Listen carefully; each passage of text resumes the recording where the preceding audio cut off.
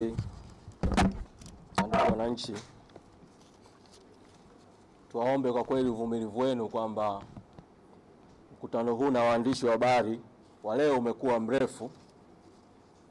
Ni kwa sababu ya mazingira ya matukio yenyewe na umuhimu wa nyinyi kupata ushuhuda toka kwa watu ambao wamekutwa na madhila na madhara mbalimbali siku ya jana. Wakati nasikiliza masimulizi ya viongozi na wanachama wenzangu, masimulizi ya Noeli, ya Pendo, ya Ali, ya Shabani, ya Ngoto na wengine, nilijihisi kwamba sistahili kusimulia kilichonikuta, kwa sababu wenzangu wamepata madhara makubwa sana ya kimwili, na mimi nimesimama natembea bila kuchechemea. Lakini kwa sababu toka jana usiku kumekuwa na wenye shauku ya kutaka kujua na mimi nini kilinisibu, nitakusemea kwa muktasari sana. Jana wakati naelekea mahakamani majira ya saa 2:31 asubuhi, nikiwa nimemaliza tu kuzungumza kwa simu na makamu mwenyekiti Mheshimiwa Saidi Mzee na naibu katibu mkuu Zanzibar Mheshimiwa Ali, wote kwa upande wa Zanzibar, wakinieleza kwamba tayari wamekushafika maeneo ya karibu na Kisutu na wamezuiwa kuingia, nikawa nimewaeleza kwamba na mimi niko njiani na karibia kufika, kwa naomba mnisubiri ili tuweze kufanya utaratibu wa pamoja wa kuingia mahakamani. Kwa hiyo saa 2:31 nilikuwa maeneo ya Jangwani pale. Magari yalikuwa yamezuiwa, foleni ilikuwa kali, lakini nikaja kugundua baadaye kwamba magari yalizuiwa kwa sababu inawezekana, kwa kuwa nilikuwa natembea na gari ambayo ilikuwa ina nembo za chama, inawezekana toka nikiwa Magomeni ilikishaonekana kwamba naelekea uelekeo huo.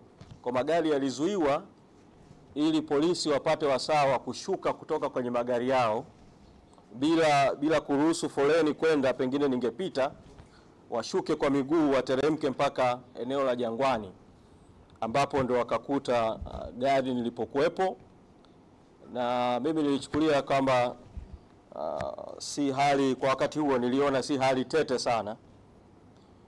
Kwa kiongozi wa polisi ambaye baadaye nikaja kubaini kwamba ni OCD wa Kariakoo, alipogonga kioo na kuniambia fungua, nikafungua kioo ili nisikilize kuna nini.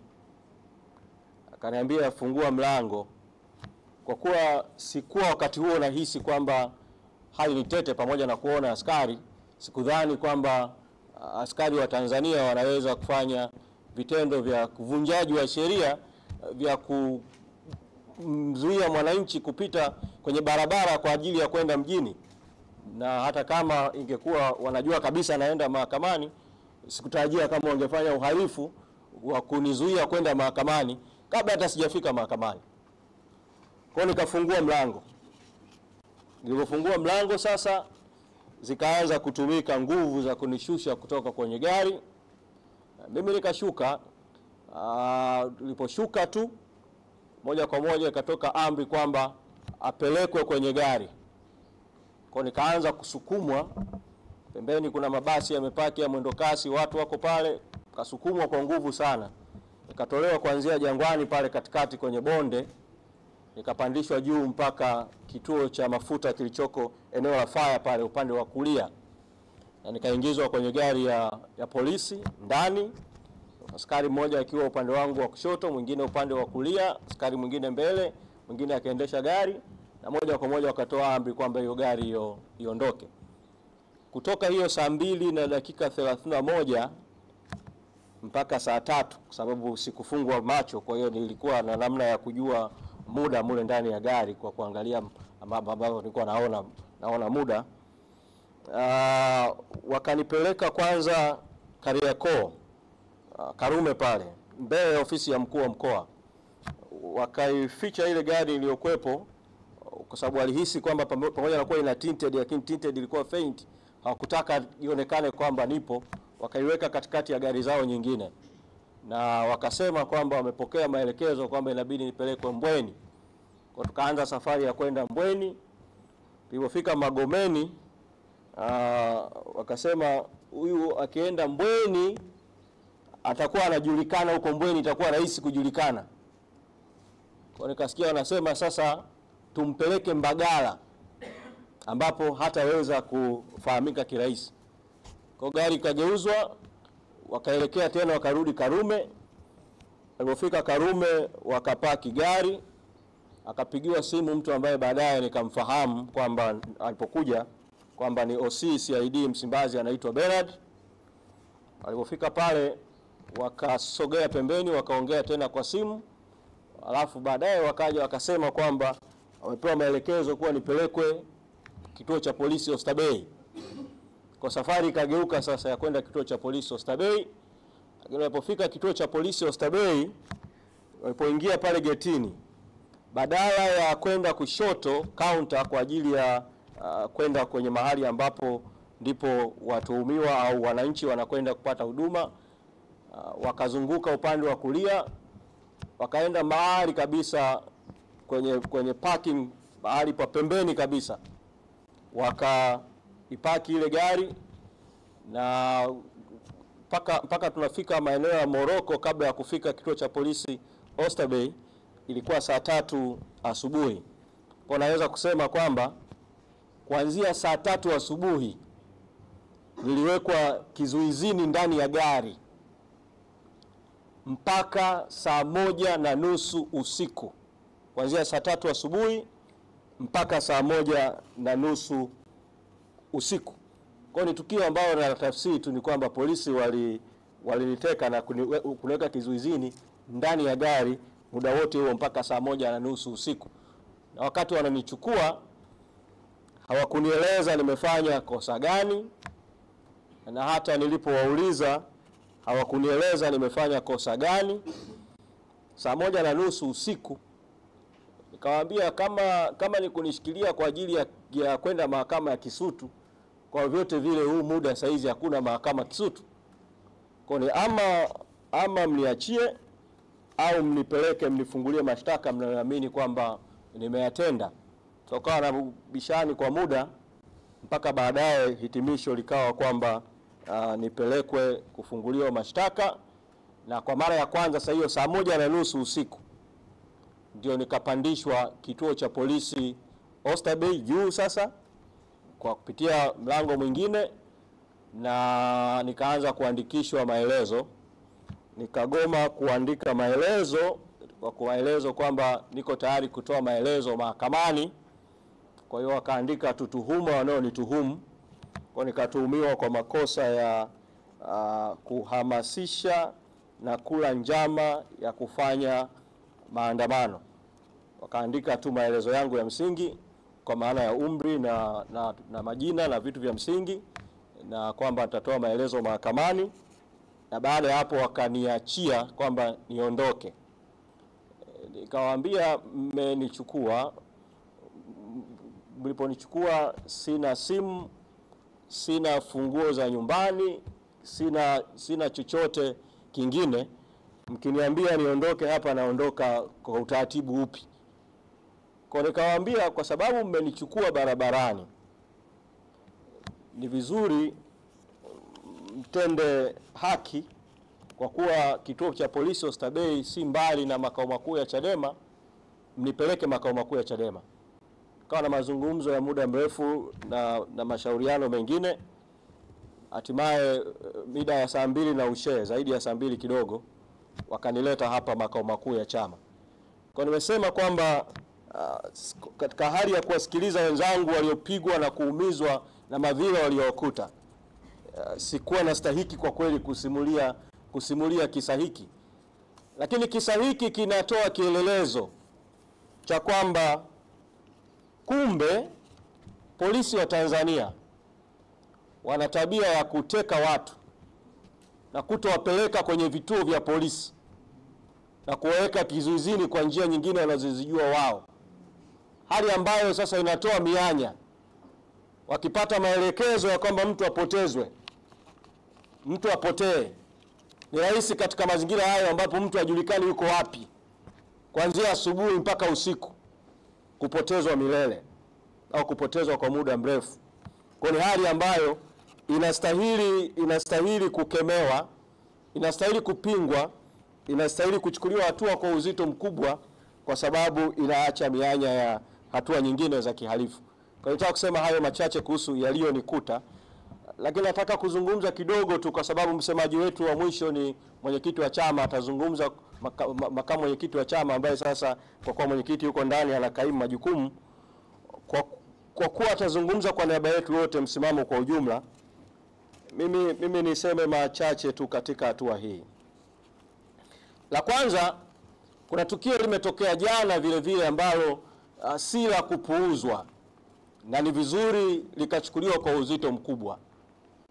Jana zilitoka taarifa kwamba kuna mtu ameuawa. Katika kadhia ya jana, kuna mwananchi ameuawa. Hili ni jambo zito, na jambo hili linapata uzito wa kutakiwa hatua kuchukuliwa, kwa sababu jana hiyo jeshi la polisi wakati inatoa taarifa ya kukamatwa kwa viongozi wa Chadema, kwanza likatoa taarifa ya uongo ya kutaja orodha ya viongozi wachache tu ndio waliokamatwa. Kuna wengi hapa waliotoa masimulizi ya kuumizwa kwao na kukamatwa na polisi na kutendewa vitendo viovu kweli kweli, hawako kabisa kwenye orodha ya jeshi la polisi iliyotamkwa jana. Kwa jeshi la polisi liliamua kuficha ukweli juu ya watu waliowapiga na kuwaumiza, ndio maana hawajaingiza kabisa majina ya watu wote hawa kwenye orodha ya watu iliyotangazwa na jeshi la polisi jana. Lakini katika taarifa hiyo ya jeshi la polisi wametaja kwamba wameokota mwili wa mtu mwanaume Coco Beach. Sasa ile taarifa ya polisi inaacha maswali makubwa mawili ambayo yanaleta viashiria kwamba kuna uwezekano mkubwa jana kuna mtu ameuawa. Moja, taarifa ya jeshi la polisi inaeleza utetezi in advance wa jeshi la polisi kwamba huyu mtu aliyeokotwa alikuwa na POP. Kwa hiyo kwa sababu alikuwa na POP, polisi wanasema alikuwa na majeraha ya muda mrefu. Kwa hiyo ni kama wanataka kujikosha kwamba ule mwili uliookotwa wao hawahusiki nao kwa sababu unahusu majeraha ya muda mrefu. Hii taarifa inaacha maswali given maelezo ya Kirita ambaye ametoa ushuhuda hapa kwamba jana aliteswa na alikuwa afanyiwe vitendo viovu sana, alafu akapelekwa Coco Beach. Kama kuna mtu jana alipelekwa Coco Beach akiwa hai, hii inaacha maswali kwamba inawezekana vile vile circumstantial huyo marehemu aliyeokotwa Coco Beach jana ana uhusiano na tukio la jana. Pili, circumstantial, jeshi la polisi katika taarifa yake inasema kwamba mtu ameokotwa Coco Beach, ila linasema halijampeleka mochwari ya Mwananyamala kwa sababu mochwari imejaa. Waka drive all the way, wakaacha Muhimbili ambao ni hospitali kubwa zaidi, wakaenda kupeleka kwenye hospitali ya jeshi la polisi Kilwa Road, kwenye hospitali ya jeshi la polisi huo mwili. Hiyo inaleta maswali vile vile kwamba kupeleka mwili kwenye hospitali ya jeshi la polisi, mwili ambao umepatikana katika hali ya utata kama huo, inaleta maswali ya ziada. Mimi nina uzoefu kwenye tukio la mauaji ya Ali Kibao. Kulikuwa na mvutano mkubwa, polisi wakitaka mwili upelekwe hospitali ya Kilwa Road ambapo wanaweza kuwa na control ya uchunguzi wa mwili na mambo mengine kama hayo. Kwa sababu hiyo, nitumie fursa hii kutaka Tume ya Haki za Binadamu na Utawala Bora na vyombo vinavyohusika na haki na vyombo vinavyohusika na uchunguzi wa vifo vyenye utata kuchunguza kuhusiana na madai ya uwepo wa tukio la mtu kuuawa siku ya jana. Mambo mawili tu ya mwisho. Matukio haya kwa pattern yake, pamoja na kuwa mzigo wote wa lawama unaliendea jeshi la polisi, kwa sababu jeshi la polisi na vyombo vyake ndilo ambalo lilikuwa mstari wa mbele siku ya jana kwenye kamata, kwenye vipigo, kwenye matukio yote. Lakini ukiyatazama kiundani matukio ya jana, kwa vyovyote vile hayakufanywa kwa amri na mamlaka ya jeshi la polisi peke yake. Pattern ya matukio ya jana na ya jana yake, kuanzia namna ambavyo kesi ilitoka katika kuendeshwa kwenye mahakama ya kawaida mpaka kwenda kwenye mahakama ya mtandao, pattern ya matukio ya kamata na vipigo inaonyesha kuna ushiriki wa idara ya usalama wa taifa, inaonyesha kuna ushiriki wa serikali moja kwa moja. Kwa ni waombe wa Tanzania, chuki, hasira, uchungu juu ya haya yote ambayo tumetendewa na wananchi wametendewa na umma umetendewa, hasira zote hizi na chuki zote na uchungu na hatua mbalimbali zielekezwe dhidi ya serikali nzima inayoongozwa na Rais Samia Suluhu Hassan. Haiwezekani matukio yakafanyika katika taifa yanayohusu wafuasi, wanachama, viongozi wakuu wa chama kikuu cha upinzani, rais asiwe anafahamu au kuhusika katika hili jambo lote. Kwa hiyo hatua zote vile vile zielekezwe kwenye uwajibikaji wa serikali kwa ujumla wake. Katika tukio la hili la U-turn ambalo naomba na lenyewe nilisemee kwa kauli kidogo. Taarifa zinaonyesha kwamba Hilda Newton yuko kituo cha polisi Central, pamoja na polisi kukanusha kwamba hayupo kituo cha polisi Central, kwa sababu kuna vyanzo viwili vya karibu vya taarifa vya moja kwa moja. Moja, Hilda mwenyewe alizungumza na mmoja wa viongozi wetu akiwa kituo cha polisi Central, wakati huo walikuwa wanataka kumpa taratibu za dhamana. Kwa hiyo inathibitisha kwa kauli yake kwamba yuko kituo cha polisi Central. Pili, yuko mahabusu ambaye alikaa kituo cha polisi Central, ametoka kutokana na matukio ya jana. Mahabusu huyu ambaye alimshikilia kituo cha polisi Central amesema alikuwa pamoja na Hilda Newton kituo cha polisi Central. Kwa hiyo katika hali hiyo, kanusho la polisi kwamba hayuko kituo cha polisi Central itakuwa ni kanusho la uongo. Kwa kuwa alipelekwa kituo cha polisi Central na akaingizwa kituo cha polisi Central, jeshi la polisi kupitia kwa mkuu wa jeshi la polisi lieleze ni sababu zipi zinafanya mpaka sasa Hilda Newton aendelee kushikiliwa na Hilda Newton aachiwe huru mara moja, kama ambavyo watuhumiwa wanaodaiwa kuwa watuhumiwa wa matukio yote ya jana, wengi wao au sehemu kubwa mpaka sasa hatuna taarifa zaidi ya Hilda Newton nani mwingine yuko kwenye kituo cha polisi. Ombi langu la mwisho kwa Watanzania, matukio yote haya yanalenga kuzuia no reform no election. Bila mabadiliko hakuna uchaguzi.